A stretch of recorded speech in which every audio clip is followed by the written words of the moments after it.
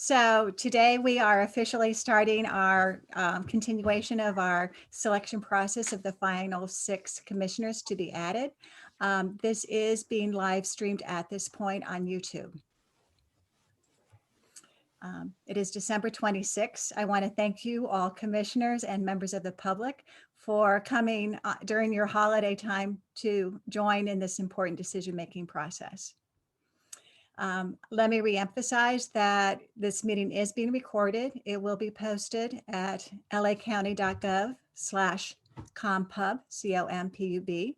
It is being streamed live on YouTube as we speak. If you have any technical problems, I would request that you reach out to Ty Lee of KH Consulting Group, and he will help you with those. And then people in the members of the public can continue to post comments at comserve@bos.lacounty.gov.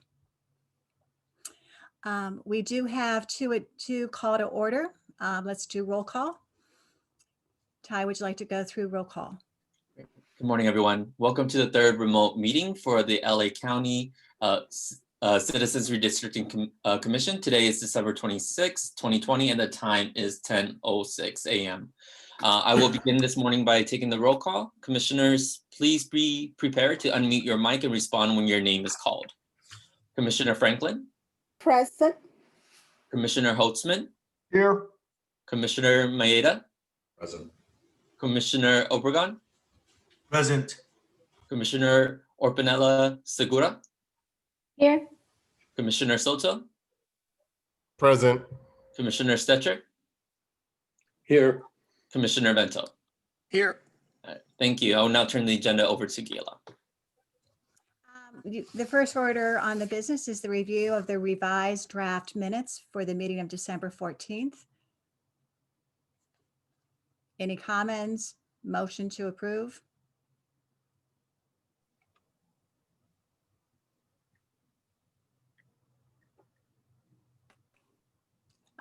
I see Commissioner Stetcher's hand up, followed by Commissioner Franklin. Commissioner Stetcher,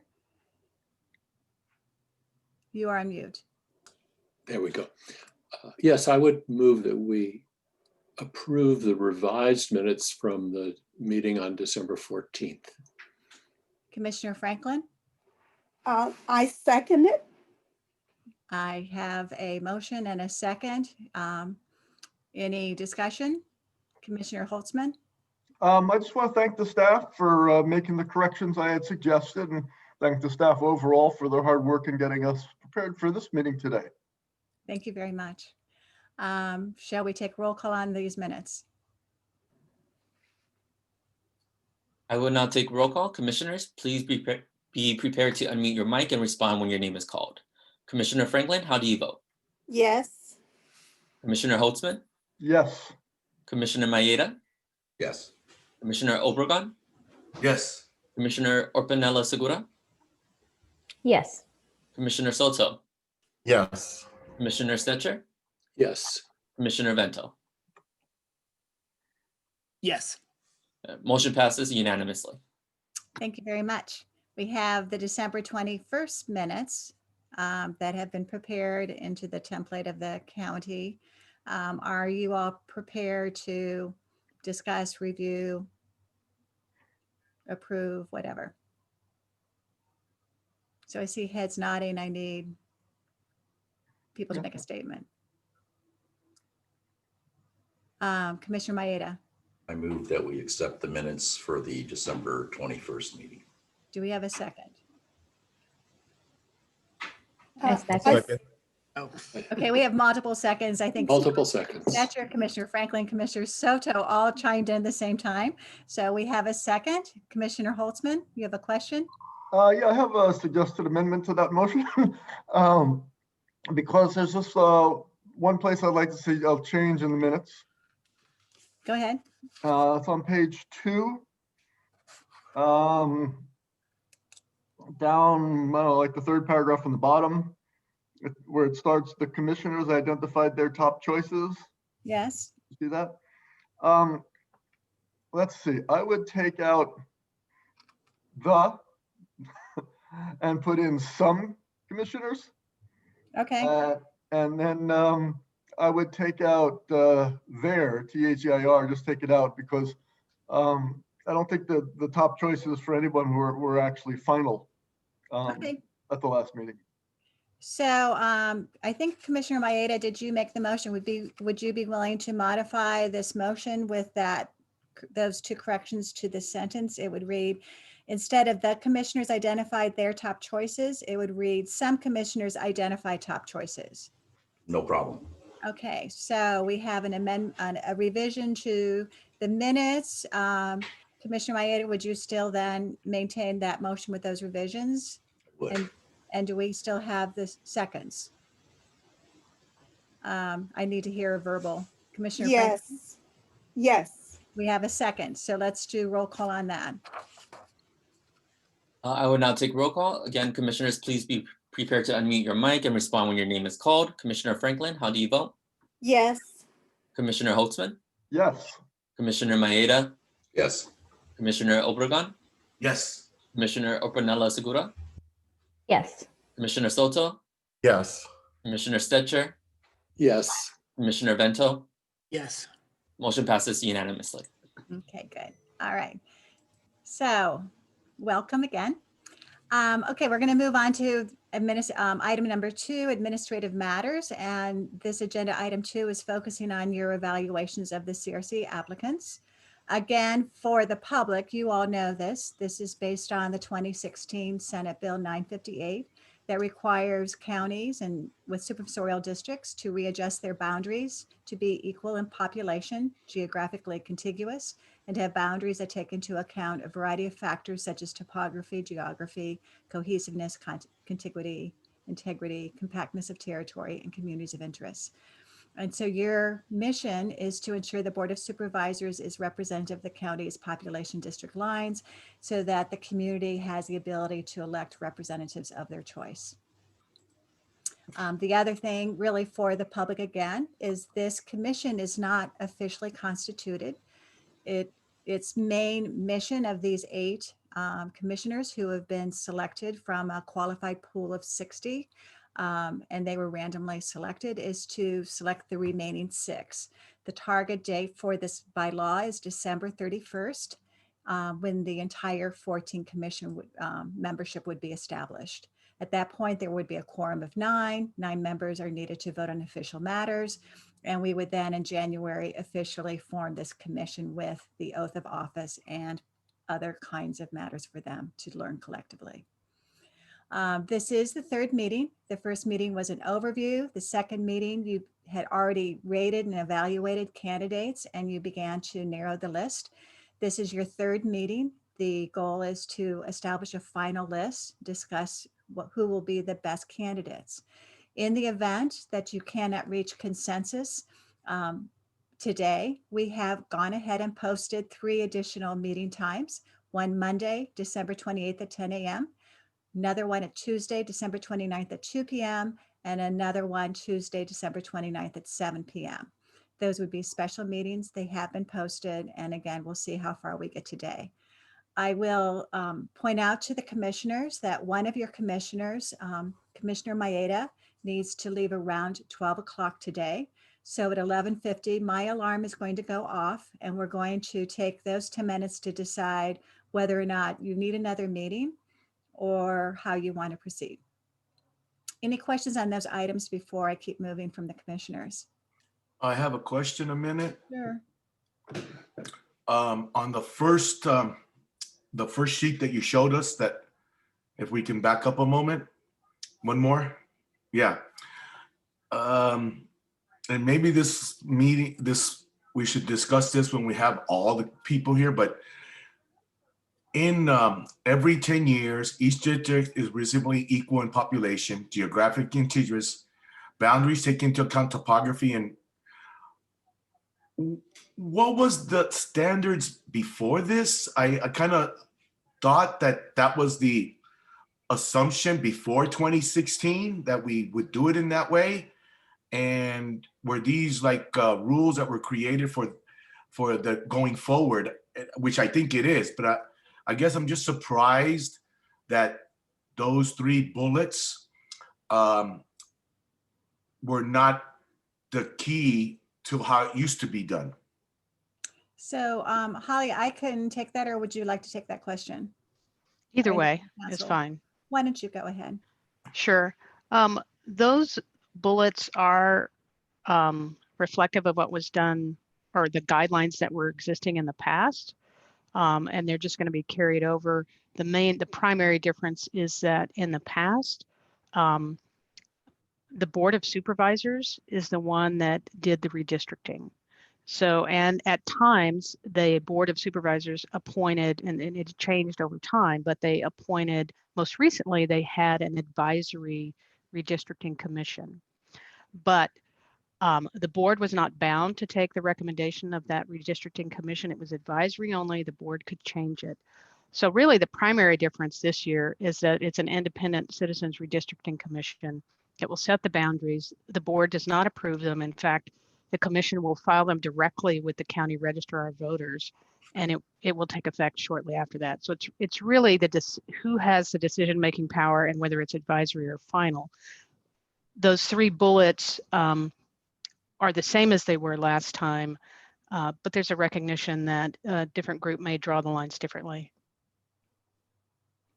That there's really not one single way to draw the lines, but those are the guidelines.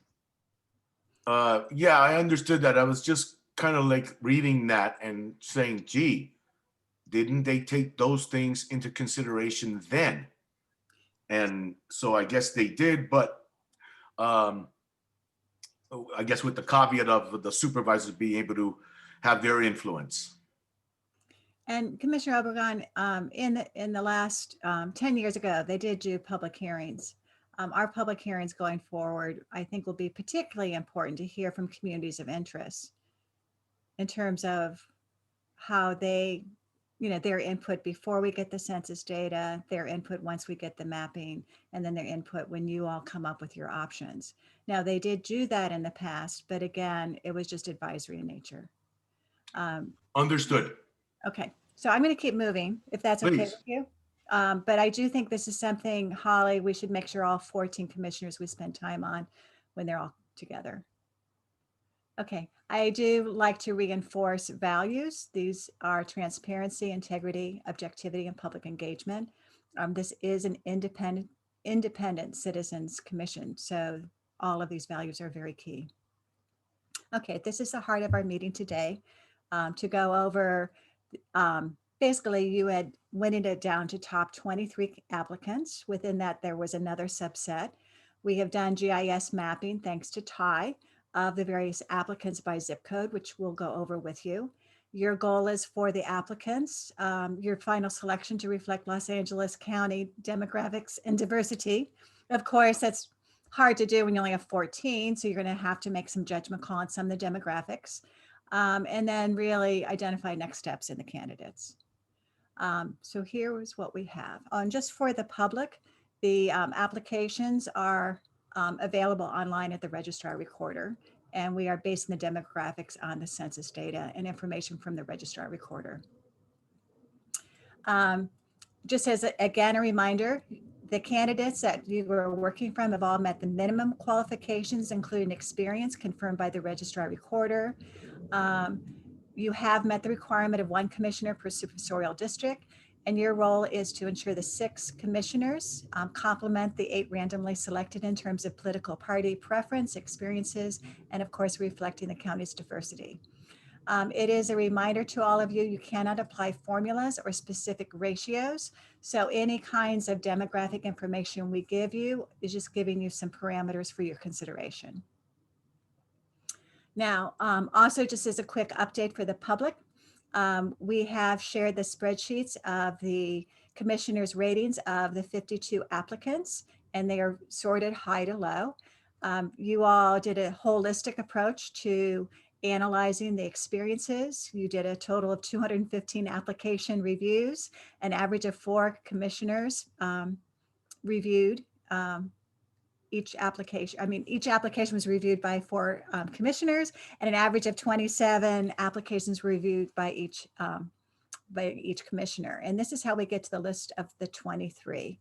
And you'll see on the right a table that gives the distribution, and 23% of the 52 candidates were rated at an 8.0 or higher on a 10-point scale.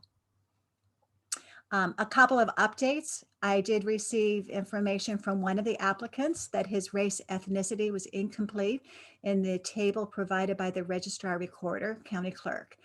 Stefan Colin is Native American. He's a member of the Blackfeet tribe, and he is also Mexican American. He was listed as Mexican American. So we have now added that additional information to your tables and marked it as updated. I also need to inform you that James Toma has withdrawn his name from consideration. He provided this comment: please thank the members for their time and thoughtful consideration. I think they will do an excellent job. We also have changed the abbreviation NPP, which meant no party preference, to now be NDR based on Commissioner Holtzman's request. And NDR means not Democrat, not Republican, no party preference, or any other party affiliation. There was one member of the Green Party among the 60. There were no qualified applicants from the American Independent, Libertarian, or Peace and Freedom parties, just for your information. I have gone over the demographics before in the past. I'm just putting them up here as a placeholder and a point of reference. For members of the public, the first column shows the demographics of the 8 randomly selected commissioners. The second column shows what could be a potential mix. We are using decimal points. So if it says 3.8 Democrats, we know you cannot split a human body. So you could round up to 4. If you look at the Republican, it's 1.5, so you can round up or round down. And you can go on through the table and look at the demographics. Now, this is the heart. So here are the candidates. I put in yellow the 11 that some of the commissioners, well, these were the 11 that rated among the top 8.0 higher, plus candidates that some of the commissioners felt should be moved up. So based on our meeting last time, this is the list that came up. In bold are 3 candidates that a number 2 or more of the commissioners identified as candidates that they thought should be considered. So Dorina Wong, Teresa Fuentes, and Maria Williams Slaughter. At the time of last week's meeting, you felt you needed more time to go back and look at the applications, but I just wanted to point out those were 3 that sort of rose to the top. You'll see I've marked James Toma in red since he has withdrawn. And I thought it might be helpful for you to have on one slide the list of your top 11 with your names as well. So any questions just on the general list? Okay, I think it's important before we discuss, just a second, Commissioner Bright. I was also going to say we're going to go through maps. So Commissioner Stetcher, any question on just the list in general? Yes, there's one other change on here that you didn't mention, and you might want to mention that. I am sorry. You are absolutely correct. Commissioner Stetcher contacted me yesterday morning about Dan Woods and his zip code, because his zip code overlaps with LA City and with City of Santa Monica. I actually went to his unredacted application, looked at the street address, and indeed he is a resident of Santa Monica. He and Commissioner Stetcher's houses are about 3 miles apart. Just so you do know, it is it's an overlap of the city as well as the zip code. Okay. Thank you for doing that research. Appreciate it. Oh, thank you. You are absolutely welcome. Okay, so the one criteria that you all know is is party reflection. So again, I just wanted to sort of put up here again the numbers, because we are looking around 4 Democrats, maybe 0 to 1 NDR, and maybe 1 to 2 additional Republicans, if you were to have it reflect. And then again, this is sort of showing you for the top 11 out of the 23, how the demographics sort of fare. And it seems to me you have sort of a nice applicant pool. So if we look, well, I'm sorry, let me go back here to political party. For you to get 4 Democrats, if you look at your top 11, you've got 6 candidates. So I'm not sure, you can go down and look at the other 15, but you probably have a good pool to choose from there. If you look at no party preference or NDR, not Democrat, not Republican, and you're thinking of adding one more, you've got 3 candidates. For the Republican, if you look at your top 23 and you're planning to add 1 to 2 more, you have 2 applicants. So you may or may not, it's up to you, want to look at the next 23. Okay, so I did want to point that out in terms of the applicant pool size. Any questions on that? I'm sorry, I'm trying to get through the background information so we can get into the heart. So I did the same type of thing here on the other demographics. If you look at gender, you could add up to 5 if you wanted to have a 50-50 split of male, female on your commission, similar to the LA County demographics. That would mean if you wanted 5, you have 7 to choose from. You could add another male. You could add more men if you wanted to, more males. You have 4. So again, you probably have a good applicant pool in gender. Age, similar. If we add up those 11, you will be able to probably find 8 that will be in that age range. I think age will be an easy one for you to fill regardless of who you pick. Ethnicity, you could add between 3 to 4 Latinos and you have an applicant pool of 5. In terms of white male, you could add, or white in general, you could add 1 more, you have 2. Asian, you could add 1 and you've got 2 choices. And in terms of Black, African-American, you could add another and you have 2 choices there. When we look at supervisorial district, again, you've got a good distribution to choose from. Okay, so I think among your top 11, you've got a good pool. You may want to extend it to the 23 for party. Yes, Commissioner Vento. I was under the impression that I think it's supervisor district number 4 has no one. No, there is one. There is? Yeah, Okay. these are the numbers. Yeah, I thought there was one district that had nobody. Okay. yeah, you're fine. You're fine. Okay, now I really want you to see the maps before you start the discussion. So this is the map we've been showing you in general, and it's handy reference point because it gives you the cities and the unincorporated areas within the 5 supervisorial districts. I'm going to turn it over to Ty. Ty has put together some GIS maps, so you'll have a better understanding of the breakdown. Thank you, Gayla. So per Commissioner Soto's request in the last meeting, we have visualized where the commissioners are, as well as the top candidates and the other candidates related to their zip codes and which district they are currently in. So this first map, let's go through the legend very quickly. Any zip codes that are coded in blue is where a commissioner is currently residing. Any zip codes that are coded in green is the top candidate according to the list that Gayla presented earlier. And then any zip codes that are coded in that light canary yellow is where other candidates in the top 23 are residing. And for the one zip code that's coded in red, that is to indicate that it's a zip code of both a commissioner and a top candidate. So this is an overview of the map, but we've also created individual maps for each of the existing supervisorial districts, just so that we can get a closer look at where each of these zip codes are located. So I'll go on to it, but I also just want to mention we did not do the update on that one zip code that overlaps with Commissioner Stetcher, but you'll see when we get into the details where it is. great. Yeah, so next slide. So we're going to go ahead and go with District 1 first. And so in District 1, we have Commissioner Obregon and Commissioner Orpanela Segura. Commissioner Obregon is located in the northwestern side of District 1, where it is coded blue. And then Commissioner Orpanela Segura is where the zip code is coded red. And this is because also the top candidate, Christopher Castaneda, is also located. The other top candidate, Saida Soto, is located where it's coded green, which is approximately below where both Commissioner Orpanela Segura and Christopher Castaneda's zip code.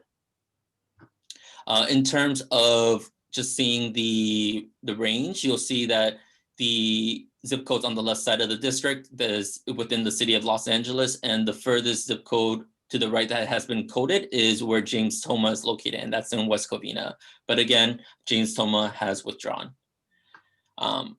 And then we'll see where the other candidates are also located.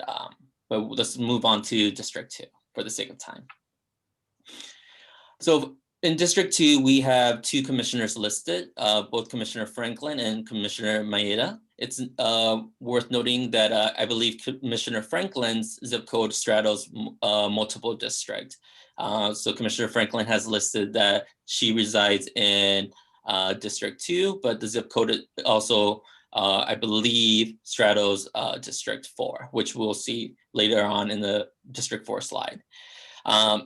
In this district, the top candidate is Caroline Williams, and her zip code is coded green, and that is in Hawthorne. Kayla, can you move on to just, the next slide, please? And then in District 3, we have Commissioner Stetcher, again coded in the blue in Santa Monica. And then we have the top candidates, Margaret Milligan in the Pacific Palisades, Dorina Wong in Los Angeles, the zip code coded to the east side of this district, and then top candidate Dan Woods, who is located in Santa Monica.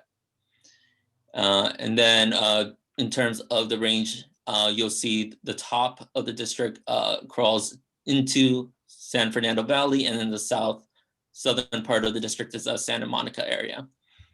Okay, and then District 4. In District 4, we have Commissioner Soto located in Downey. And again, this you'll see that Commissioner Franklin zip code straddles with District 4 here as well. The top candidate, Apolonio Morales, is located in Whittier, coded in green, and the other top candidate is Maria Williams Slaughter in Lakewood, which is adjacent to Commissioner Franklin's zip code. Okay, and District 5. In District 5, we have Commissioner Holtzman in Burbank, and then Commissioner Vento in Palmdale, which is closer to the Antelope Valley. And then the top candidates, we have 3 in this district, Teresa Fuentes in Altadena. A little bit further south is Priya Sridharan in South Pasadena. And then to the east is Mark Mendoza in Laverne. So those are the where the commissioners, the top candidates, and the other top candidates in the top 23 are currently located.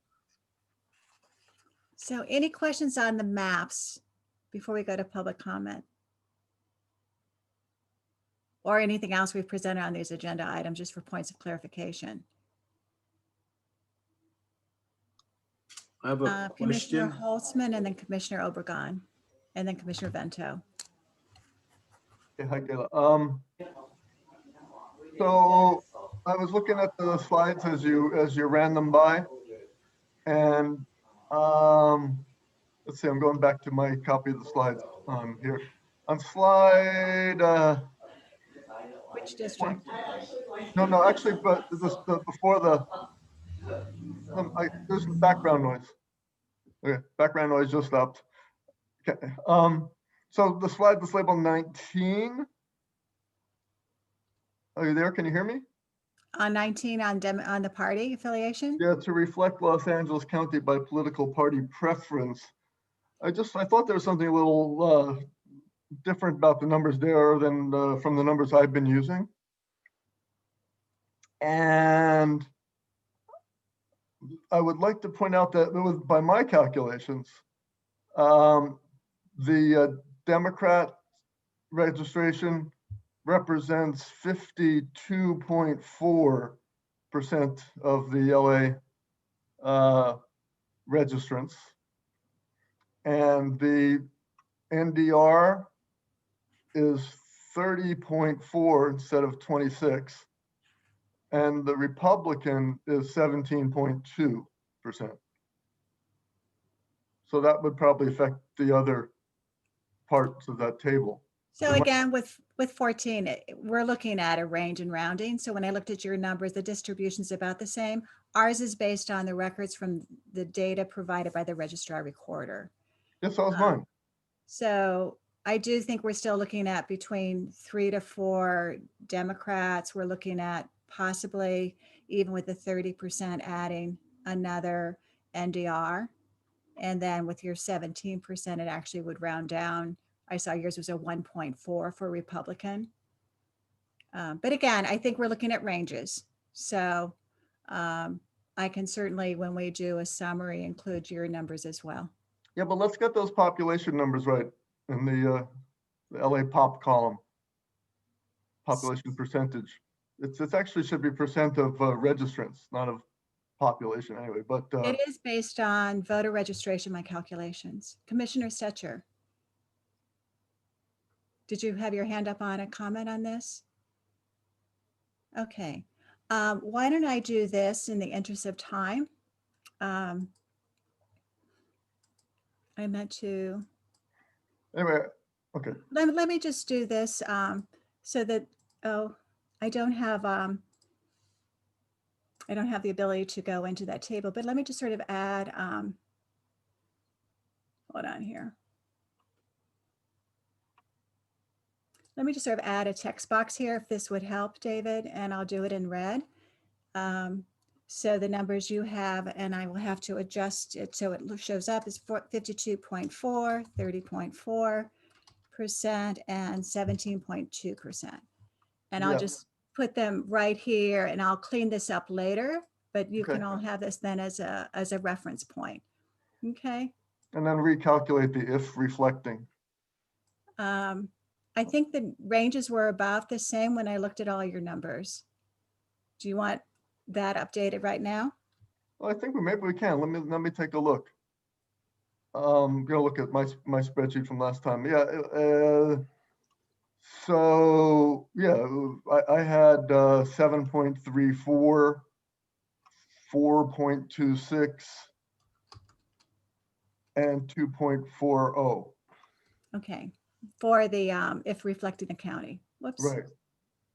So I'll just put those numbers right here so you have them. Again, we can't split human bodies. Right. Okay. Yes, I'm going to take Commissioner Stetcher's because I think your question is pertaining to Commissioner Holtzman, but I do know we have 2 other people also who want to make comment. Well, my question actually pertains to the accuracy of either set of numbers. By putting his Commissioner Holtzman's calculations here, are you? You muted yourself again. Hold your space bar down. No, I'm not No? space barring it. No. All All right, right. by putting these numbers in, which one are we acknowledging is correct? I will go through and I will confirm the numbers again with the voter registration. I think it's really a matter if you round up or round down. So if you reflect, the 14 reflect LA County, you are going to have between 7 to 8 Democrats. You're going to have probably around 4 who are NDR, and you're going to probably have, if you round down on David's number, 2 Republicans. If you want to round up, you could have 3 Republicans. Again, it's 14. So I think we're still talking about the same order of magnitude. Yes, I agree. But it is a little disconcerting if we don't have something as obvious as the number of registered voters in the county on a particular date. If we can't agree on what that is, then it troubles me a bit. Mine are based on the cutoff of the voter registration date for the most recent state elections. The number of 5.8 million is what we received from the voter registration. And David, why don't you and I have a separate meeting and we can sort out the data so we don't hold up the meeting, because I think we're still talking about the same order of magnitude. Okay, we can do that, but just for the record, I want to remind people that the law requires us to actually consider registration as of the most recent election. And as far as I know, we don't actually have that because there's probably a lot of voter registration, same-day voter registration now that that's allowed, and party changes all the way up to and through election day. So we might ask the registrar for more updated numbers. Okay, so my understanding was there was a certain cut down. So what I'll do is I'll find out exactly, it was the last date I believe they needed to register to be in these most recent elections. But why don't we sort out those numbers separately, okay? I had down next was Commissioner Obregon. You had a question, followed by Commissioner Vento. Commissioner Obregon, do you still have a question? I'm sorry, did I miss something? I noticed your hand was, I had three hands. No, I reached for something on my desk. Okay. So And I'll I keep was moving. organizing. Okay, Commissioner Vento, you had a question? Yeah, no, not a question. I just wanted to say thank you to Ty for those maps, because I think that visual really helps me out in terms of seeing people and looking at locations and selection. So that detailed analysis, I really appreciate whoever did that. I just wanted to say thank you very much. No problem at all. Are there any other questions on the maps? Or anything else for the content? Commissioner Soto. I'd also like to thank Ty for producing those maps. They're great. And they help visually just to put those zip code numbers and a little bit abstract, and then just in a graphic form just makes it so much easier to quickly review. Thank you. Of course, and thank you for the suggestion from the last meeting. Any other questions on this? Okay, then what I will do is, I think this is the time. Let me see why this isn't advancing. Okay, so we were going to handle the, we're going through a learning process of how best to do this virtually. And we do have members of the public. We do request that if you do want to speak, that you type into the QA button as though you're filling out a public comment card. And once we have the full commission, we're going to figure out an easier way to maybe do this. But for now, we need your name, indicate you want to speak, your name and your affiliation. If you're on the phone, you would press #9 to raise your hand so that Ty will know of that. Again, in the interest of time, we are limiting it to 1 minute. If you do not wish to speak, you can enter your comment into Q&A at this time. Again, give your name, affiliation, and what public comment you would like to have read aloud. That public comment being read aloud would also be limited to 1 minute. So with that, Ty, do we have any public comments? Yes, we have one interested. So Larry Harris, I will promote you to become a panelist so you can share your mic and your video if you are comfortable with that.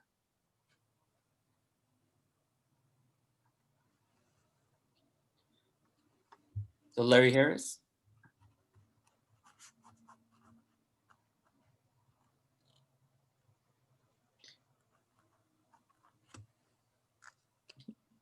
Yeah, so you are currently still on mute, so please unmute yourself. There we go. Thank you. Thank you for this opportunity to speak to you. I am among your candidates and only wanted to draw your attention to one issue. One of the slides provided 3 criteria that you are going to use to select your candidates. The criteria were political party affiliation, experience, and then the third one was demographic characteristics, age, sex, or preference, and race, and so forth. As I see the deliberations so far as they've organized, they have focused primarily on the first and third And seconds criteria, left. and not so much to the middle criteria. And I just suggest to you the importance of making sure that you have adequate expertise, not necessarily me, but from other people as well. Okay, Doc. Mr. Good luck Harris, to you. your and- time is up.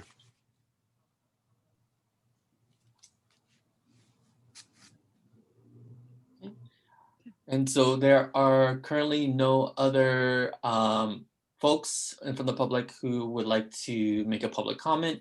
We do have one submitted public comment from Stevan Collin. Stevan Collin submitted that, thank you, and selected members of the Redistricting Commission for again ignoring Native Americans in this commission. Please make a public note of the omission.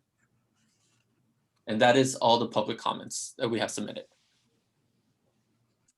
So with that, let's open it up to discussion among the commissioners and how you would like to proceed. The aim is to shorten the list.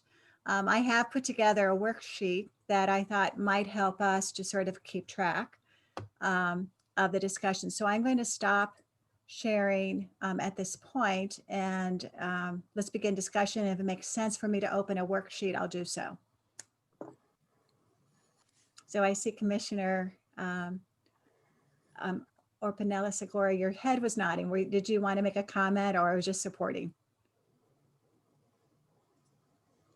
Supporting for discussion. Okay, Commissioner Vento. Maybe we could just start going district through district, like started with District 1, look at those candidates, do we agree? And then move to District 2, District 3, specifically the way I think Ty had kind of those candidates laid out. If we all have the applications pulled up for the candidates, if anybody wants to make sure we have that link ready, I mean, I already have it up. And if we could just kind of maybe look at those, agree, keep in mind of the parameters that we're looking for, you know, gender and race and age and so forth, and location, of course. I think that's important, but I don't know if that's my recommendation. Okay, so that's one suggestion. Thoughts, reactions, Commissioner Franklin? Yes, my recommendation is to list, like we did the prior meeting, our 6 recommended candidates by district. And then that way, each commissioner has their list of 6 that they would like to recommend. Okay, so we could open up the spreadsheet, and what you're suggesting, we do a quick tally of who the top 6 are, and then see if we have some consensus, and we do then a motion and roll call person by person, is what you're thinking? Yes. Okay, Commissioner Holtzman. Hi, as I think you know, Gail, the state CRC in choosing the 6 candidates to refill the remaining 6 seats on that commission, did it in a process where commissioners nominated entire slates of 6. So that kind of picks up on what Commissioner Franklin said, that, you know, suggesting 6 at a time. But I don't think you have to sort them by district. We've talked about that before. And most importantly, I think that if you don't do it, if we don't adopt we don't basically hire all 6 as one set, we might end up knocking someone out that has some characteristics that we want, and end up with a slate that is missing that characteristic, because a slate can have a set of different characteristics altogether. So, you know, I have no problem right now going through the list of candidates and discussing them one by one, by district or however, I don't mind. But when it comes time to vote, I don't want to vote on any candidates, yes or no, until we have suggestions of slates of 6 at a time. As you know, the state commission had worksheets, had a slate nomination worksheet, basically. They actually had to have 2 R2D, 2 NRD, but so they had those boxes to fill in. But I think it really would be best if, but you know, the votes we take are only on slates, not on individuals. Holly, do you want to make any comment on it? Because my understanding is we could do a slate, or you had mentioned when they do the final roll call, they'd have to still do person by person or not? Actually, they have discretion. If you want to decide by slate only, and it's either all or none, then we just do a roll call for the slate. Or if you want to go the individual approach, then we do a roll call for each candidate. Commissioner Vento, then Commissioner Spetcher. Can I just make a suggestion? I believe it's districts 3 and 4 only have 1 candidate, if I'm correct. So maybe as a starting point, we look at those so that all the districts if we pick district 3 and 4 first, I'm just throwing this out there, and look at someone from that district, then at least every district has 2, in terms of representation at that point. Okay, Commissioner Stetcher, I mean. Yes, that's fine. In the spirit of all of these conversations, I suggest what we do is assemble nominations and not vote on individual candidates until we have a collection that might be a slate, and remind people we could have alternates in our conversation, and then only vote when we have a collection and we can look at not only where they are located, but also what skills they bring to the process. So maybe we call the first step nominations or something like that, and a later step confirmation. Okay, I don't know if we need to do a motion on this. I think we're thinking through how best to tackle it. Would it help to go through the maps? And to Commissioner Venta's point, let's focus on District 3 and 4. I do have a worksheet where we could begin to make marks in terms of which ones tend to stand out, if that would be helpful. And we can work back and forth that way. And then see if we end up with a list of 6, or to Commissioner Stetcher, we may have some additional ones. And maybe we consider then who's the top 6 to be permanent commissioners and have the other names for alternates. Shall I go back to the maps? Would that be helpful? Or do you want to go straight to a workshop? I see Commissioner Holtzman's hand. Again, I disagree that we should choose the top 6 ranked candidates to be the 6 additional commissioners, because we have to fill gaps. We No. have to, okay, so if we get the top 6 are all Democrats, that's wrong. So, so let's not think of the top 6 in any context. Let's think of slates when it comes time to voting. That's fine, we understand. Any other thoughts? Do you want to go back through the maps again? Okay. Yes, please. Okay.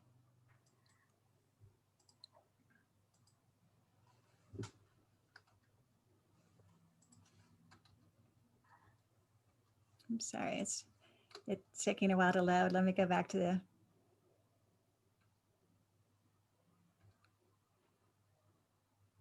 Okay, so you see, I tried to push it to go fast and we ended up going too fast. Okay, so this is the overall map. And this was one, and Commissioner Venta, this was one where you felt you already have 2. Why don't you discuss this just in general of observations that you all see with this map? And we'll go through district by district.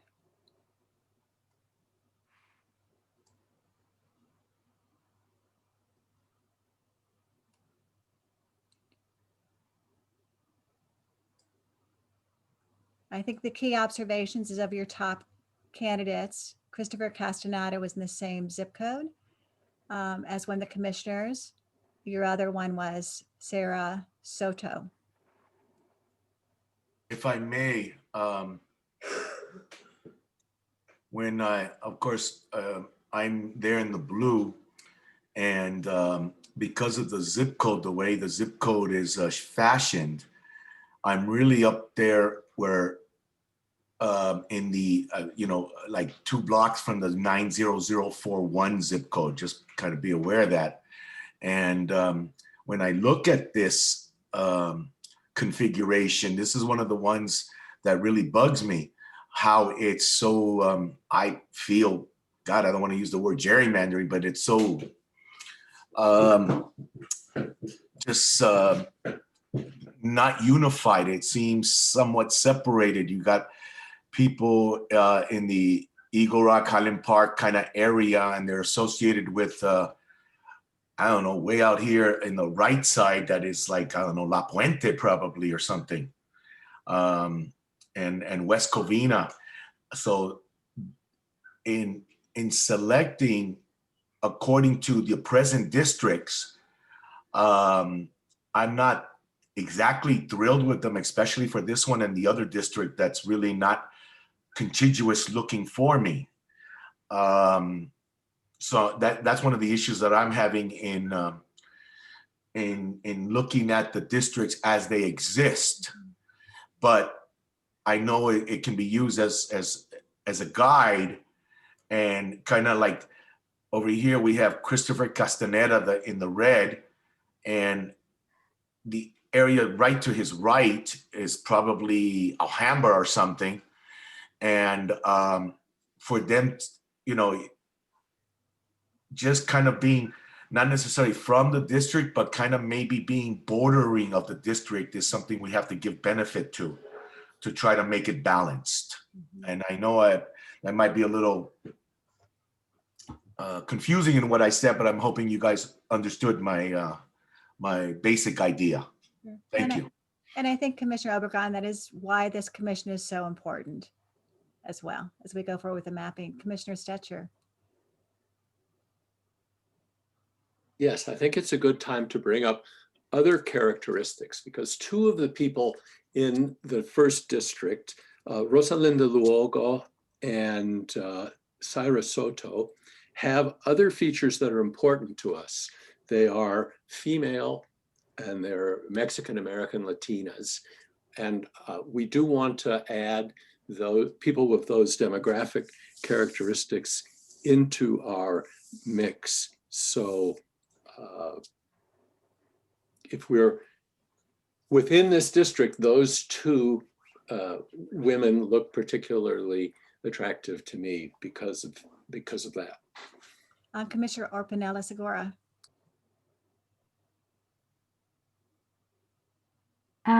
Cyrus Soto, I have noted,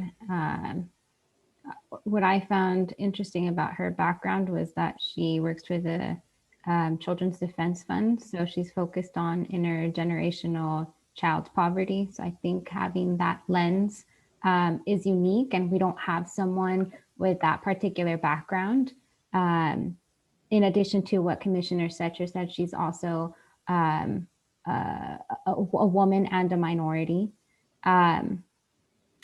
I also found that Christopher Castaneda's background was valuable, given that he's worked with GIS and mapping. So I think that would bring value to the commission. Okay. Commissioner Maeda. In the interest of pursuing Commissioner Stetcher's comment, which I agree with, that we should nominate folks, I would go forward and nominate Cyrus Soto as one of the candidates we ought to seriously consider adding as part of the 6. In addition, just a comment to Commissioner Obregon as well as Commissioner Vento, I think it is useful to look at districts and to see where the zip codes are of our candidates that we're considering. But I definitely do not want to be locked into the idea that we need to balance the number, the 6 additional commissioners with respect to the districts, because I agree. I actually initially had that perspective as well, but I agree with, I think it was Commissioner Holtzman who pointed out that we're supposed to draw the districts. And as Commissioner Obregon pointed out, we may not draw it this way. We may draw it differently. So it's a good idea to seek geographic diversity of representation, but we shouldn't be locking into the current districts and ensure there's balance necessarily among the current districts. Okay, Commissioner Orpanella Segura.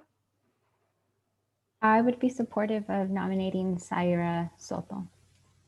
Okay, so I'm making a note of these names, and then we'll go to a worksheet and we'll look at them collectively. If it's okay, I'm going to go on to District 2.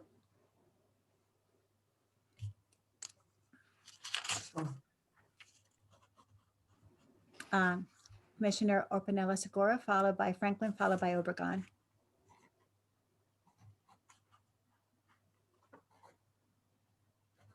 Okay, in the interest of time, is it okay to just indicate a nomination? I would be supportive of nominating Carolyn Williams for her background.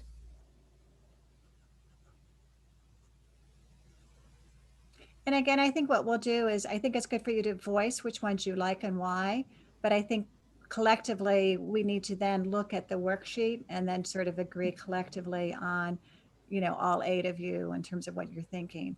Next hand up was Commissioner Franklin. Yes, Carolyn Williams, she is a female, which I believe we need to increase with more female. She is an African-American woman, but more than that, she represents and lives in the area of Hawthorne, and also her extensive background in research and doing data. She has an extensive experience in analysis. So I believe that would add to the commission. So I hope, well, I would agree to nominate Carolyn Williams. Okay, Commissioner Obregon, followed by Holtzman. Yes, the Carolyn Williams thing is a good. I mean, I rated her high. I felt she was balanced. I guess the only weakness that I see in our whole list of all the people, we need more women. But we also, the only thing I could say, oh, Carolyn, maybe not, because age. Everybody in our commission, except for maybe 2, are under, or everybody's like 60 or above. And I think there's like 2 that are like 40 and below, if I'm not mistaken. So if I were, the only thing I would say, gee, Carolyn, maybe she's too old, but yes, she is very strong. I rated her very high. She is from the kind of like the west side, maybe southwest side of LA, that area. The way the districts are drawn, we can kind of look at her as being border with the other district to the left there. Long Beach's kind of area, and continued west side idea. So the only thing against her for me is her age, because I would like to see younger people. That's all. Okay. Commissioner Holtzman, your hand was up next, and then Franklin. Thank you, Gail. I would like to state at the outset, probably should have stated before, that between last meeting and this meeting, I have had the time to evaluate numerous additional candidates, all the top 23 and some more. Wanted to point out that the week before the last meeting we had, I didn't really have the time to do any more evaluations than of the candidates I was assigned. So the initial evaluations were kind of underweighted for my opinion. So I would just like people to understand that. And having said that, now that I've had the chance to evaluate more candidates, I'd love to go back to District 1 before we move on to show you which candidates on District 1 I thought are particularly good. We can do that once we've taken all the comments here, though. We don't have to run back and do it right now, or we could do it right now as you prefer. Why don't we go through all 5 districts, and then let's go to the list of the candidates, and then why don't you add comments on other districts at that point? Would that work in the interest of time? Well, can you back? Yeah, I think we have plenty of time. Let's back up to District 1 so I can have a look at the list and tell you which of those people I would think are particularly worthwhile for inclusion on slates. They would be Christopher Castaneda, Molly Green, and Mona Field. Those are all candidates I don't want to, I don't want them to be knocked from consideration at this point, because I think no one will be at this point. This is just discussion of it. But you're making a list of people's Sure. top choices here, and I want those on the list. Okay. Commissioner Franklin. Yes, Commissioner Obregon, I respect his remarks regarding age and so forth, but looking at Carolyn Williams and her location, and I do understand the commission will redraw us, the districts and the lines and so forth. But in District 2 and the makeup of District 2, right now, I, as a commissioner, border District 2 and District 4, all right? But looking at District 2,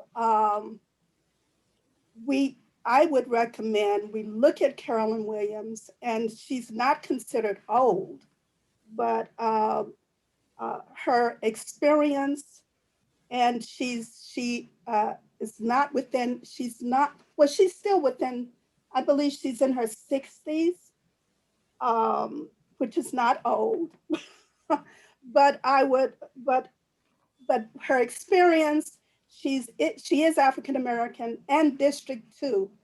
We have a lot of community advocates that is viewing what we're doing, and it is noted right now District 2 really needs representation.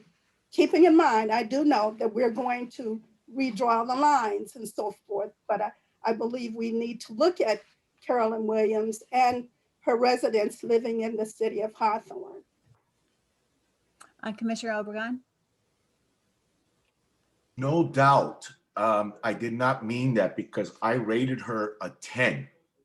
And so, you know, she was one, you know, all around strong, organized, organizational development, community involvement. I mean, I saw all that in her. Whoa, I was amazed. She was hands down. We need people under 40 is my only caveat. And yeah, that's the only, I think we're old heavy. And you know, when I say old, everybody's, like I said, 60 or above. We have I think we had 2 of the 8 that are under 40. Yeah. And well, that's the weakness for me. Not that Carolyn is not ideal, believe me. Right now, I would probably say, let's pick Carolyn. I will. But in going forward, maybe we got to think of age and getting some of the youngins, if they're available, a thought. Yes, of course. And That's on all, my that's list, all I'm saying. yes, on my list, I do have recommendations for representation of candidates within their 40s. So I would suggest that we move forward and go through the other districts, because as I give my names, there are more representation within the middle age groups. Okay. Commissioner Holtzman's hand is up, followed by Maeda. Thank you, Gail. I'd just like to add one more candidate to the list of outstanding candidates from District 1, and that's Sarah Eastwood. I rated her a 10 on the first round. For some reason, she didn't make it to the top 23, but I still think she's outstanding, would make a great contribution to our commission, partly because she's, you know, a metro writer, queer, renter, and of mixed race. Okay. Commissioner Maeda. Commissioner Obregon, I don't know whether you've heard, but 60 is the new 30. But more seriously, this is the reason why I think we should consider voting in a slate rather than individual candidates, because I think you will find that there will be other candidates who can complement or can address the age issue. But at this point, I certainly would, you know, second or third or whatever the nomination of Carolyn Williams. Okay, I'm going to go on to District 3 then, which is the one Commissioner Vento pointed out has only 1 member on the commission currently. Commissioner Stetcher, you're on mute. Unmute. There we go. Can I take this moment to say to those people who are listening in that we have a slate of incredibly talented people to choose from. And there are many people I would love to have on the commission who we cannot select. We have people who have backgrounds in redistricting, who have been involved in this process, who have legal training that would be extremely helpful, but we can't select them all because of other characteristics. And I would just say to everyone who's listening, if you are or are not selected, don't take that as an indication of some negative response on our part. I'd love to have 15 people join us based on talent. Thank you. Commissioner Holtzman. Hi, Gail. I'm feeling rushed at this point, and I didn't get a chance to look at the District 2 names and tell you which ones I thought were particularly good. I thought we might collectively go through that whole list if you're just keeping it in mind. I am sort of making a list to make sure we don't leave any out, but I want to make sure you know, all of you, that when we put up the worksheet, that's when we'll really make sure we capture all the names. So Commissioner Holtzman, do you want me to make a special note right now? Yeah, as long as other people are making special notes. Sure. Yeah, I would agree with Carolyn Williams as particularly good, but also Lawrence Harris, who we just heard from, I think, and Elizabeth Johnson play a role in possible slates that I have put together. So Okay. Lawrence Harris and Elizabeth Johnson for sure. Okay. I think Commissioner Holtzman, it was very helpful for you to point out an individual that was not on the 23 to be added. Because right now, as far as I know, all of these are still on the list. So thank you for that. Okay, moving to 3. We have a comment from Commissioner Stetcher, comments from many others. Commissioner Maeda, followed by Orpanela Segura. So as I mentioned in the last meeting, Dorina Wong, I thought rose to the top among all the different 52 other qualified candidates. I thought she had the highest scores. I agree. I would nominate her, and I think she would also add geographic diversity within this district. Commissioner Orpanela Segura.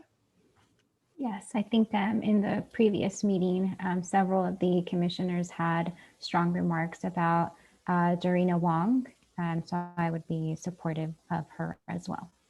Okay. Other commissioner comments? Commissioner Vento?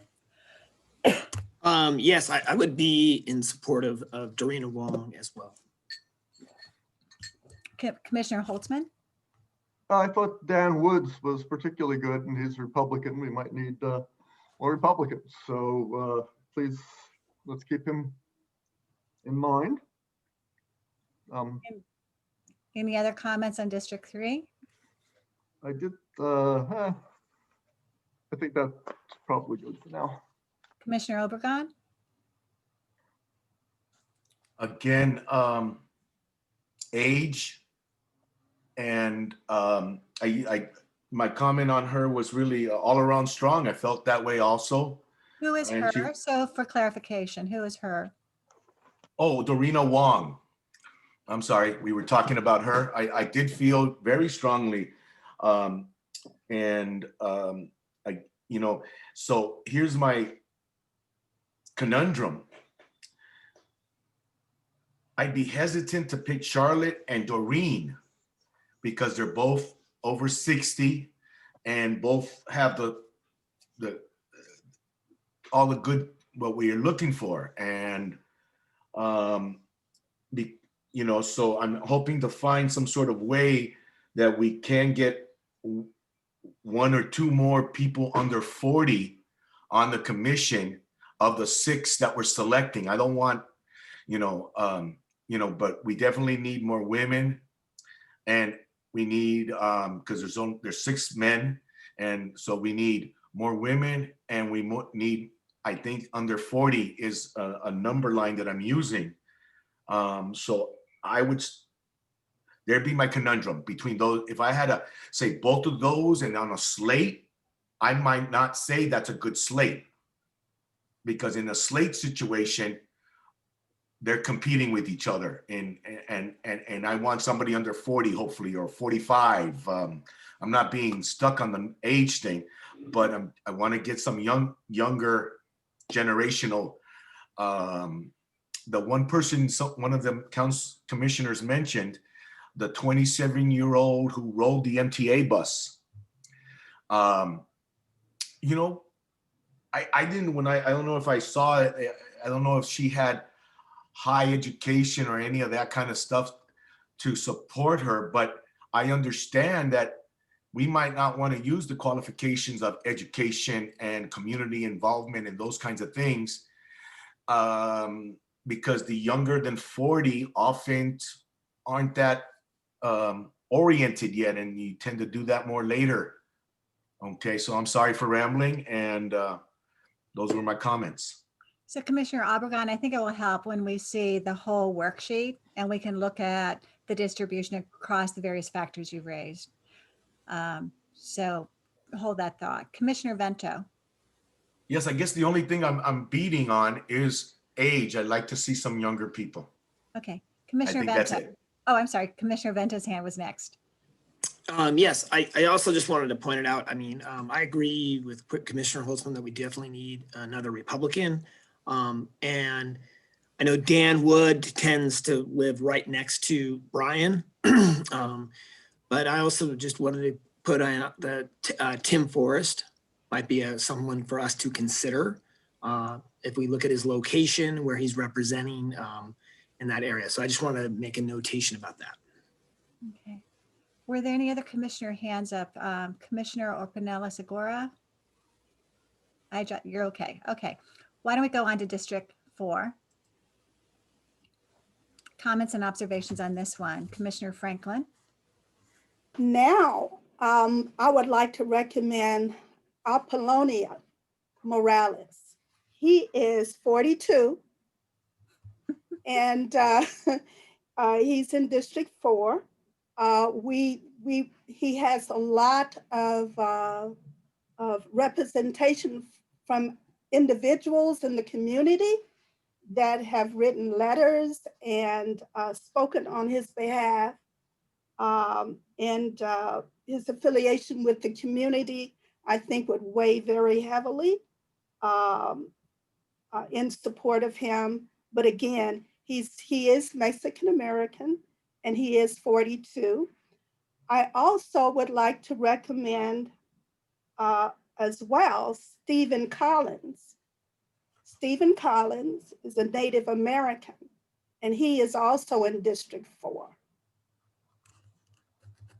And he would be one that's not among our current list of 23 and would be added similar to Sarah Eastwood. Am I correct? Yes. Okay. Yes. Okay, Commissioner Orpanella Segura. I would be supportive of Maria Williams Slaughter. I think she has a strong background that would be of help to the commission. She is a civil engineer. She has a doctorate in education. She served on several boards. Therefore, she may have a lot of community ties, which will be helpful when it comes to outreach, which is a key component of the redistricting process. So I would be supportive of Mrs. Slaughter. Commissioner Vento. Sorry. So I just had a question. There's two things. I definitely would support both Mr. Morales and Miss Williams and Slaughter, but I wanted to make a point. I noticed that the other candidate, it says Mark Kennedy, but I think it's a female and her name is Mary Kennedy, according to the application of hers. I just wanted to point that out. She is a Republican and she is a female. So I just thought, I mean, unless I got that wrong, Gayla, but Then it is a typo and I apologize. It's my okay. mistake. So I just wanted to highlight that, everyone. I do want to just highlight all three of those candidates that are the Mary Kennedy is someone to consider in terms of someone to consider, but I also do like Apollino and Maria for the reasons that the other commissioners mentioned as well. I have now corrected the name to Mary Kenny. Oh, and actually I should correct it in the box as well.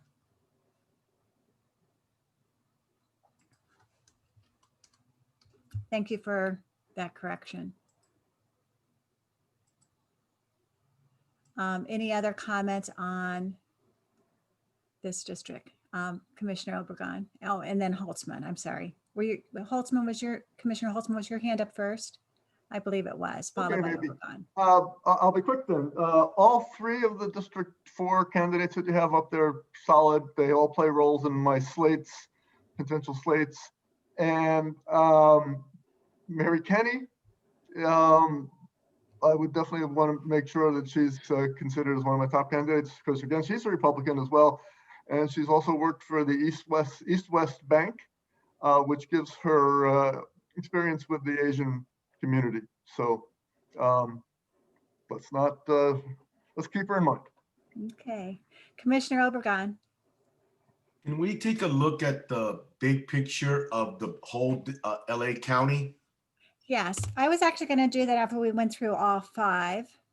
I Right, think- Let me go yeah, back. but indulge me, please, a moment. No, I'm going back. I think it will help to sort of show, to your Yes. point, if we didn't have these current 5 district lines, what would be the geographic representation? Again, being somewhat contiguous, and for example, I'm looking at District 1, and I see the green candidate that's just outside of District 1. That's in District 5, and I'm not sure who that might be. Oh, and I'm looking at District 5. So if somebody could help me there to use that bottom green next to the red.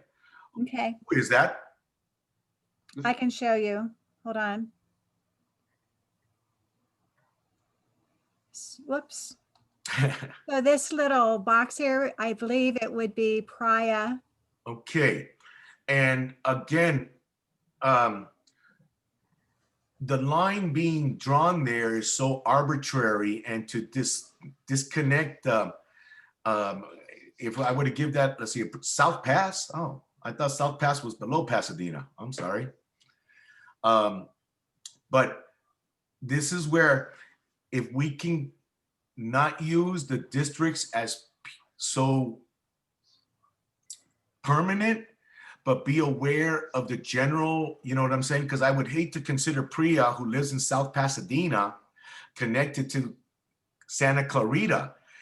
There's no connection there. She definitely would be more District 1.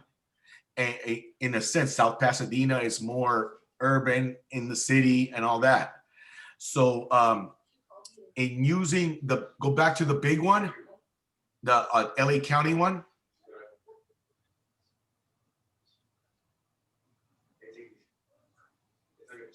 There you go. So you see how the lines there are kind of all created, and to say Priya isn't representative of District 1, when I almost think she's not too representative of District 5, but she's more 1. So in our approach, I think we need to kind of see that those kind of areas that might get, that are just too close to consider her District 5 would be not proper. I would consider her more District 1 in the proximal of the metropolitan kind of area that LA has. So I know, again, I'm confusing, but I think I expressed myself there. So any comment be nice. Well, Commissioner Obregon, by legally, you have to have 1 per existing supervisorial district. That is the law. So the only reason why there was some discussion about having 2 would be in the event if somebody could not continue in office, because that is a legal requirement. But to your point, I am appreciative of you being bold and saying we are going to draw new district lines, and the future district lines may be significantly different from the existing ones. In the past, mostly there were adjustments around the borders. You all are an independent citizen committee, and this is part of your charge to look at these maps and ask those questions. Commissioner Stetcher, was your hand up? In anticipation of talking about District 5. So when we get Okay, to 5. we should go back to 5.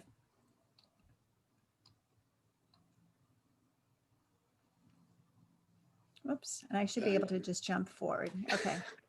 So here I would just highlight or nominate Mark Mendoza, who is another Republican and might have the advantage in terms of balance, because he's also a Mexican-American Latino, okay, and is to the edge of the county out in Laverne, which is some place where we're not strongly represented. Commissioner Franklin. Yes, I would also like to consider Priya. Priya is 45, which meets the age recommendation, and Mr. Obregon has been advocating for. So I would consider Priya, and also, again, Mark Mendoza being a Republican as well. Okay. Commissioner Holtzman, then Soto. Commissioner Holtzman followed by Soto. Go ahead, Holtzman. Commissioner Holtzman. Okay, hi. Sorry, I was muted. On Mark Mendoza, I have been looking at Republicans. I had a concern about him in terms of conflict of interest because he's been consulting for Metro, and that's essentially a county agency. So county supervisors are his boss. So you know, indirectly, but just something to keep in mind about him. The other thing, I'm not adding another name to the list here, but I have to make a statement at some point.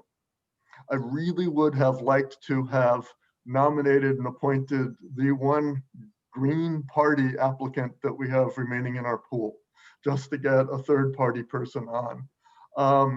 So she's Marissa Di Domenico, and you know, has some great credentials, interests from an early age. But she lives really close to me in Burbank, one zip code away. And she wasn't rated very highly by my fellow commissioners, so I'm not going to push it. But I really wanted to point out that you know, third parties really get the shaft a little bit in our electoral system, and it would have been great to elevate Green Party concerns to the level of our commission, but I don't think it's going to happen. Sorry. Commissioner Holtzman, do you want me to add her to the list or not? At this point, I can see it won't go through, so I'm saying no. Yeah, I just wanted to point that out. She's District 5. You know, right. Anyway. Commissioner Soto, I believe your hand was next. I guess I'd like for the commission to consider Teresa Fuentes. She has a pretty strong background in redistricting as an attorney for the city of Pasadena, I believe. So I rated her really high in my top 3 candidates on my initial review. I think she would provide a lot of insight for the commission. Okay. I think we're at the stage where I want to open up the worksheet so you can see a list of all the names, if you're comfortable with that. And that's where we can really have more of a conversation about the mix. Are we okay to leave the maps at this point? Are there any? Okay.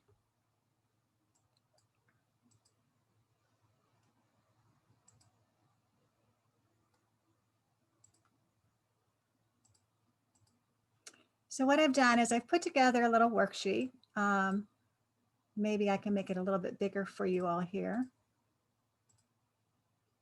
I think 120% worked better last time. It's not allowing me to do that. Can you all see the names? I don't know why it's not allowing me to click into the box. So Gayla, when you clicked on the Zoom button for Excel, a separate window, I'm not sure you can see it, it is asks you what magnitude would you like to zoom into. And so you're currently in that, so you're not going to be able to click outside of it until you select or cancel. You can cancel with just pressing the escape key. That worked. Thank you very much, Ty. Okay, so I'm going to unbold this list. And actually, let me unbold it all the way across because those were the original candidates. And I'm just going to go through and I'm going to see this little column where I have a 1. I want you to help me all to audit this. And then we have 2 names to add to the list. And I am going to do the data sort by successorial district just out of convenience. And again, Ty, you have to tell me why it's not clicking on allowing me to do that. So I'm not sure you're able to see on your monitor, Gayla, but every time you select one of those buttons at the top of the Excel window, a separate window opens, indicating you to specify what particular options or features. I'm not sure if you're able to see that on your monitor. I'm not. Okay.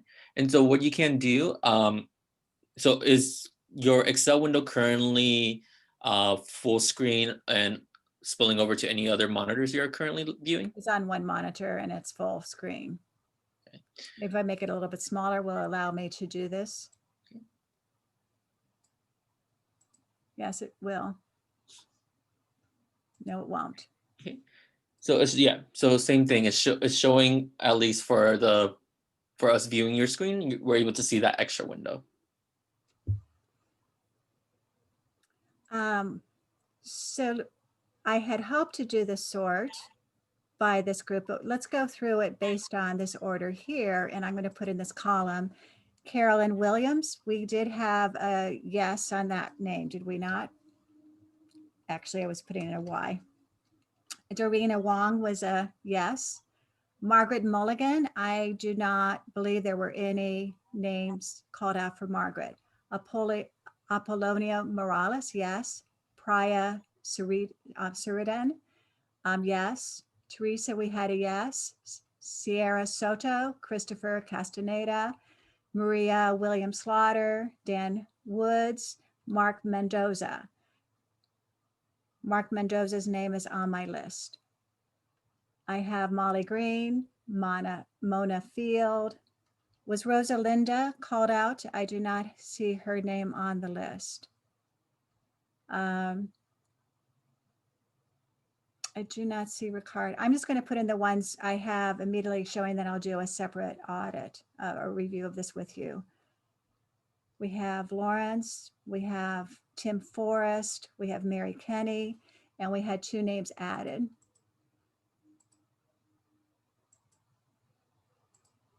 And so one of them would have been Sarah Eastwood.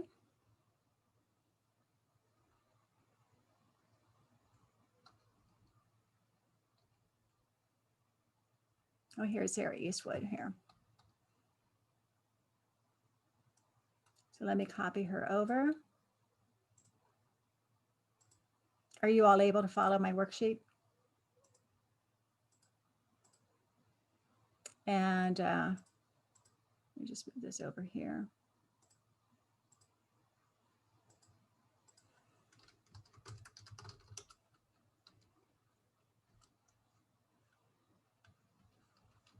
And we have a yes here.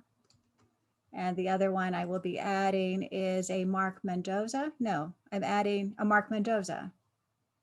Correct? He's already there. He's already there.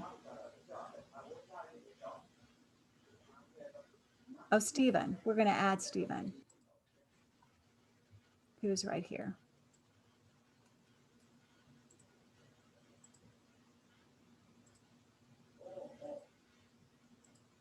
And my columns aren't the exact same size, so give me a second while I fix this.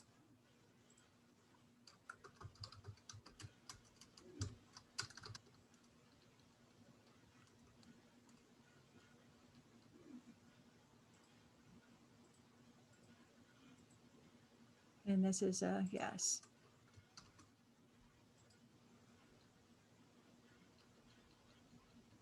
So we now have a list of yeses. Am I missing anyone that we talked about? I can take this name off the list. Am I missing anyone from Commissioner Maeda? So we didn't mention Margaret Milligan this time, but I know last time she was one of the top candidates. For me, I would want to keep her in the mix with, there's 2 other candidates who I found hard to distinguish in terms of the characteristics, but Molly Green, Mona Field, and Margaret Milligan. I'd want to keep Margaret Milligan in the mix. Okay, and let me see if I can do the sort now. So I don't know why the sort's not working. Right. So Gayla, the same thing is happening. What I might recommend is for you to go ahead and stop sharing, sort, Oh, so you can see the window, okay. and let's just reshare. Okay, let's do that, because I think it's very important that you all see the sorts. While I'm doing that, I'll sort by supervisorial district, knowing that the lines may be very different, but that's how you've been talking about them. Shall I then do it by party, then by gender? Does that work for everyone? Sure. Okay. Let me do that. And can I Can you- talk while you're sorting? Absolutely. I was going to say that it seems pretty clear to me that we cannot make a final decision in the next 26 or 30 minutes. And we should think about how we want to proceed. I suspect we'll want to take this shorter list home, spend some time this weekend looking at it and coming back to a next meeting on Monday. But it's not clear to me whether we should all come back with our lists of 6 or what would be the most productive way to bring our comments back so that we can make a final decision on Monday. I don't know, and I wonder if any of the other commissioners has a suggestion. I'm going to do one more sort because I realized I did not sort first by the yeses. So that will help you even further. And I apologize for that. This should be L. Yeah, I do think we need to set aside the time to figure out the next steps.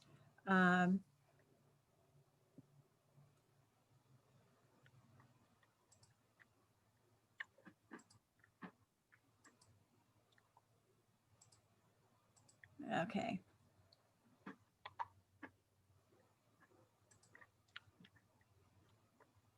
Okay, now we can do it. I see Commissioner Maeda hand is up. So with regards to Commissioner Stetter's request for ideas, here's one that we all come up with who we think our top candidates are, or slates with some explanation. And we send them in to you, and then you provide them to us ahead of the meeting. And so we can all see what each other's thinking is, and maybe there be towards a consensus, tinkering around the edges. But I would say the slate of 6 plus 3 alternates with comments. I'd be happy. We'd be happy to do that staff work. Commissioner Franklin. Yes, I was hoping that we could make our recommendations and vote today. However, I do have my slate, which has not changed going through the process. So it's the same. But the only thing that I did not add was recommendations for the alternates. But I understand that Commissioner Maeda would have to, he has to leave at 12. So can we see how, I mean, am I the only one that has a list of recommendations that they would like to put forward? Commissioner Orpanella-Segura. If I'm recalling that there were some candidates that we had somewhat of consensus for. So my suggestion would be, if there are candidates that we can all agree on, we set those aside and then take time to review any numbers that we haven't filled. Okay, so let's look at the screen now with the better sort. That may help, and then we'll return to this conversation. This is now sorted by all those that you said yes, and I can tell you how many we have now.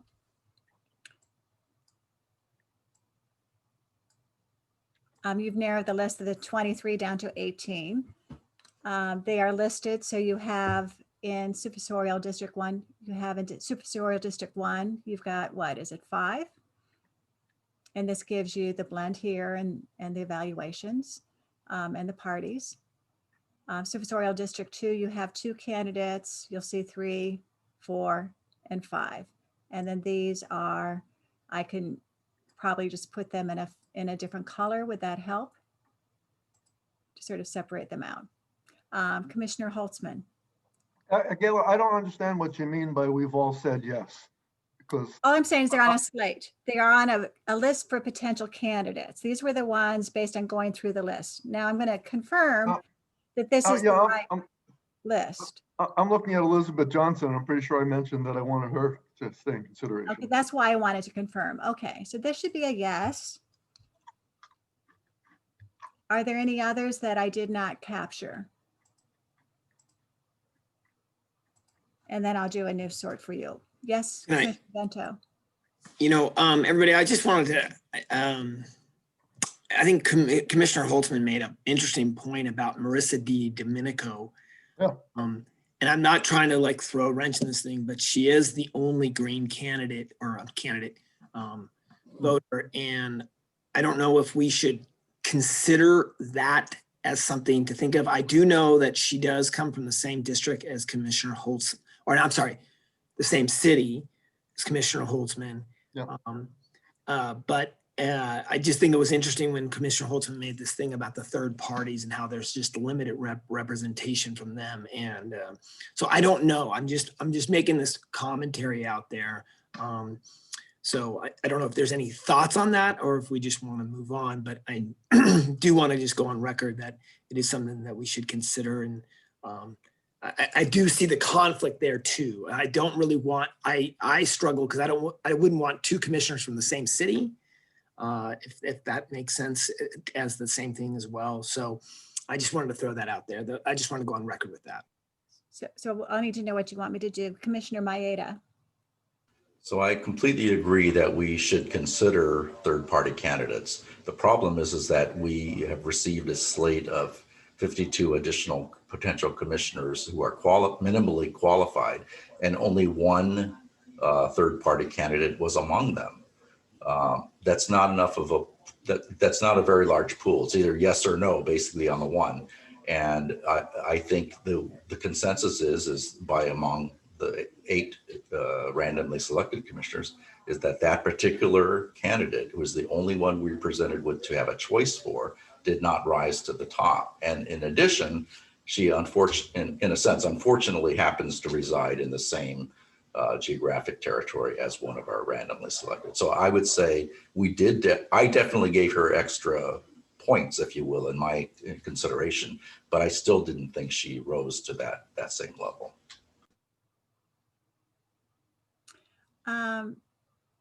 So now that we see the list, and again, I can turn off the screen and do the sort so we can move Elizabeth's name up with the others.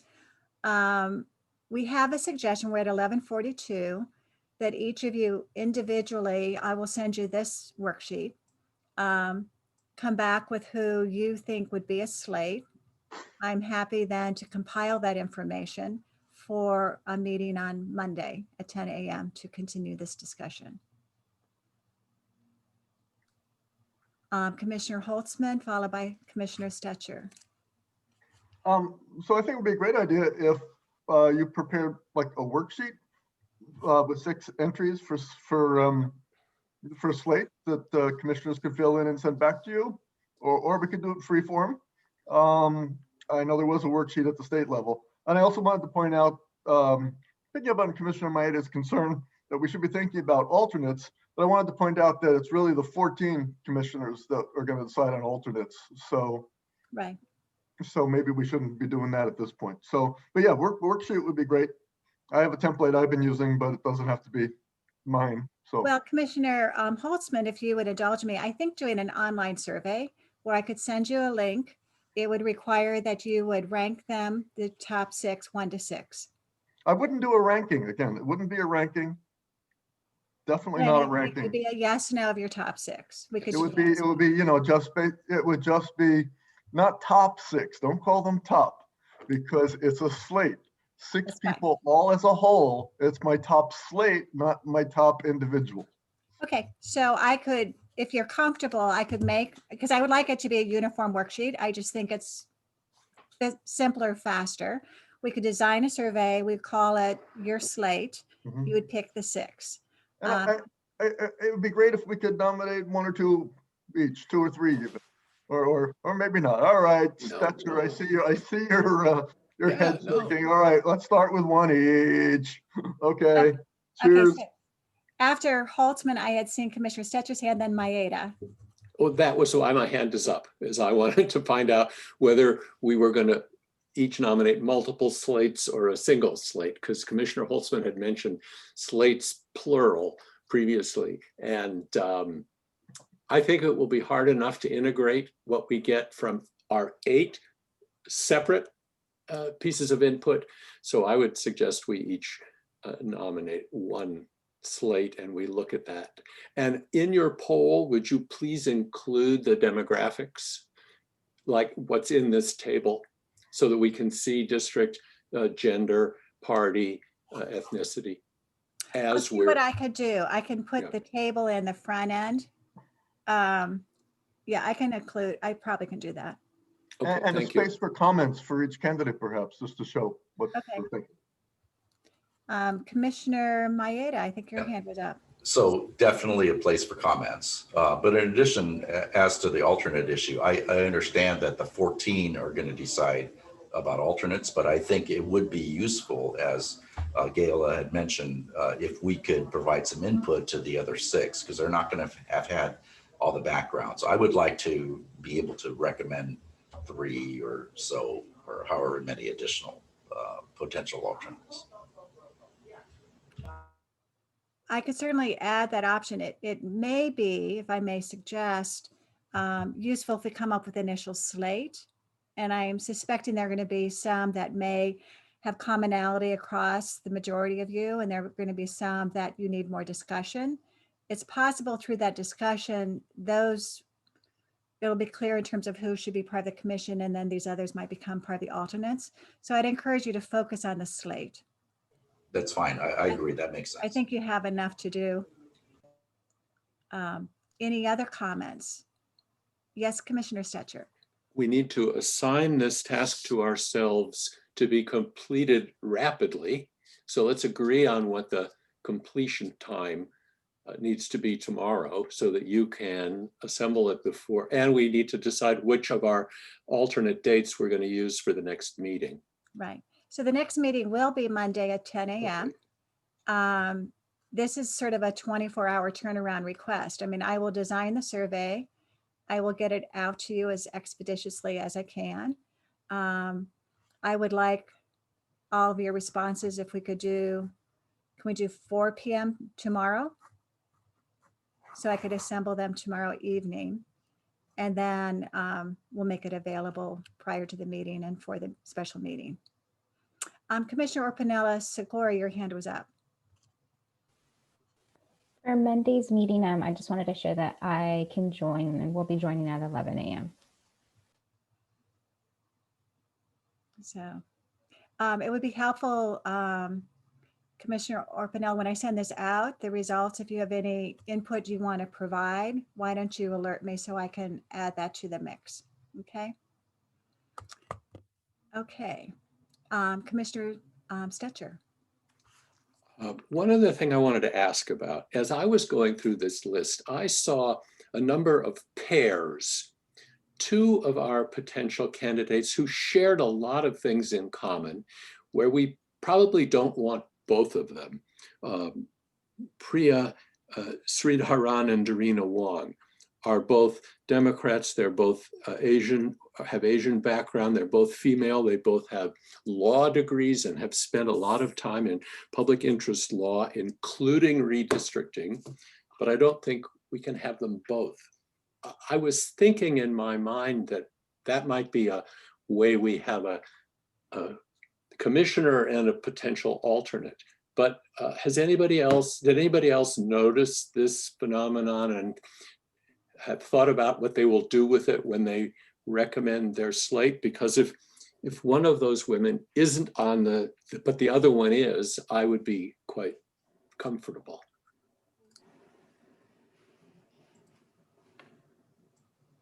Commissioner Vento. I actually concur with you, Commissioner Stetcher, on that point. That was a very valid point. Commissioner Orpanella-Segura, followed by Vento. She beat you by a second in terms of getting the hand up. Who buzzes the button quicker? I agree with Commissioner Stetcher. In looking at the candidates, I think we have a lot of qualified candidates.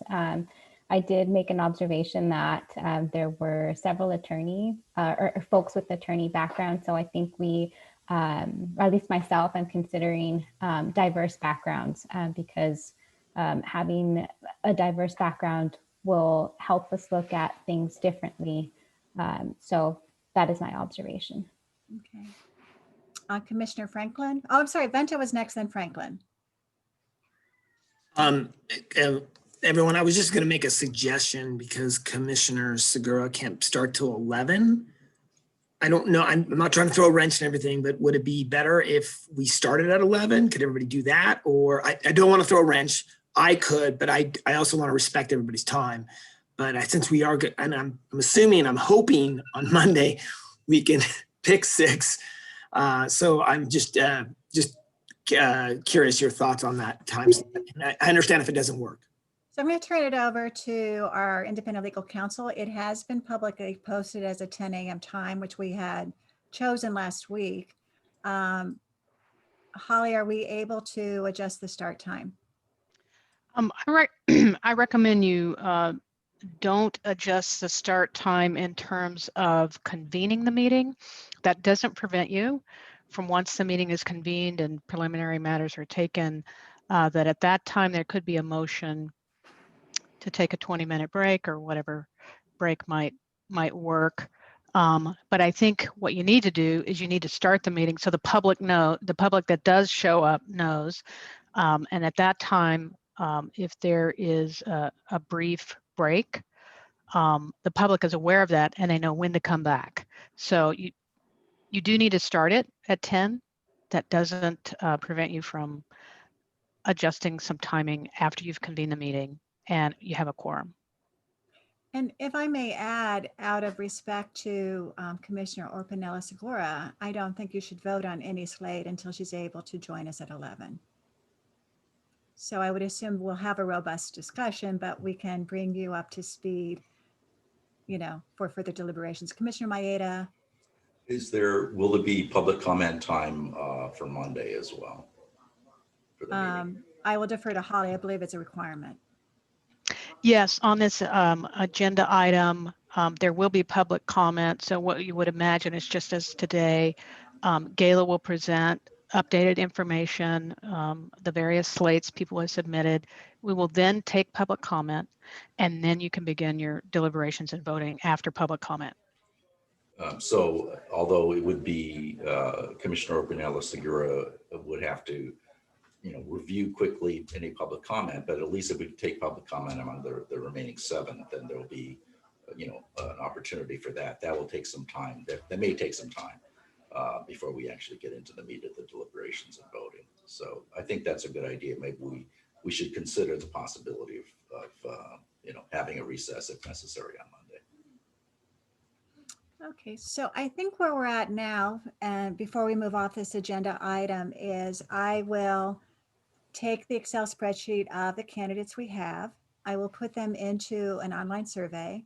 I will provide an overview of the demographics so you have it as an easy reference point. But each of you are to come up with your top slate of 6. And I will add a section for comments. I'll get that out to you today. I will need the results by 4 o'clock tomorrow, so so I can do the analysis for the meeting the next day.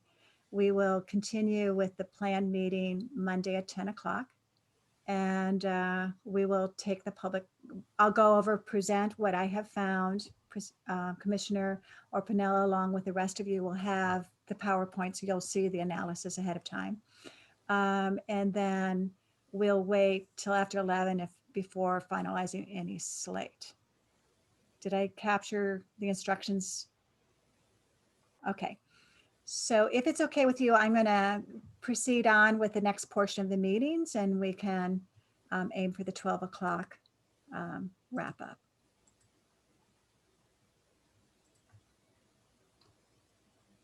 So we have agreed that we will proceed with the December 28th meeting at 10 a.m. I will keep this list of suggested actions to take once and only once you have a slate. So I will skip that. I've gone over the milestones in the past. In the interest of time, I'm not going to repeat them. They're visually displayed here. You'll be oriented to them all when we have all 14 commissioners. The independent legal counsel, Holly and I decided that we're going to forego miscellaneous public comments today. For special meetings, the Brown Act does not require that you receive public comment for matters not on the agenda. And given the amount of time you all have had to spend on this in a very expeditious way during the holidays, we did not want to impose any further on the commissioners. But with that in mind, do any commissioners have matters not posted to be placed on future agenda? Yes, Commissioner Holtzman. You are on mute. Yay, I'm on mute. Okay, now I'm not on mute. Thank you. I have two. And the first one is in response to a public comment we received partly, and I think it's a good idea. I would like to have a, it's about the indigenous people, the Native Americans, and I would like to have a land acknowledgement at the beginning of each of our meetings to acknowledge that Los Angeles County is drawn on top of historical homelands for several Indian tribes. They do land acknowledgements now at where I went to law school at UCLA. And if you'd like, I could put something together in that regard. Or maybe somebody else has more, wants to do it, but I think that would be a good idea. So that's one of my suggestions, and to add to the agenda. And the other is I'd like to at some point talk about what abbreviation or acronym we'll use for this commission to distinguish us from the other CRC, the statewide CRC. So maybe we could agendize that as well. Okay. And those two items, if you're comfortable, Commissioner Holtzman, would come up in January when we have the full commission. Well, we And could do the land acknowledgement. well, what I would very much take you up on your offer for suggested language, and then we can have our independent legal counsel review it as well. Oh, okay. But There you go. you don't want it taken up at the Monday meeting, do you, with our focus on the slate? At some point, we should be doing that at every meeting, but that's fine. That's fine. We can wait till January. But if you provide some language, we can certainly look it over, and we can certainly incorporate a slide at the introduction of it. But I think before we make it an official part of every meeting, we need all 14 commissioners to vote on it. Oh, I see what you're saying. Okay. Any other matters not posted? Seeing no hands raised, we are adjourned, and the stopping time is noon. Woo. So thank you very much. Thank you, everyone. Thank you.